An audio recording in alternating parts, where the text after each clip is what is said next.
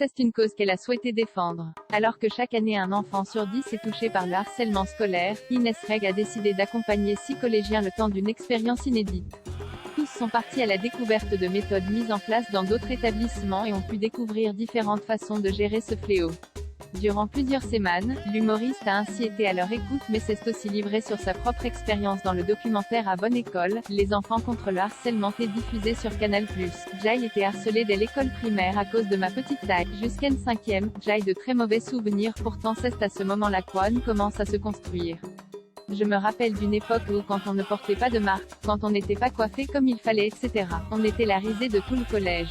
On n'oublie jamais, a-t-elle avoué dans un premier. Selon ses dires, Inès Reg a été le bouc émissaire d'une jeune fille et a eu beaucoup de mal à s'en remettre. Moi quand j'étais à l'école il y avait une nana qui était populaire. Des fois j'étais sa copine donc le passais des journées trop bien et puis d'autres jours elle avait décidé que je n'étais plus sa copine. Du coup tout le monde, c'était très dur. C'était cette fille-là qui gérait si j'étais heureuse ou pas, a ajouté la femme de 28 ans. Inès Reg harcelée, tu as envie de mourir. Durant ses années au collège, la femme de Kevin Debonne a pensé au pire. Il y a une période où ça a vraiment été dur. Les gens se moquaient de moi en permanence. Le pire c'est quand dans un silence on te lance la vanne, celle qui pique, qui fait mal, et tout le monde rigole sauf toi.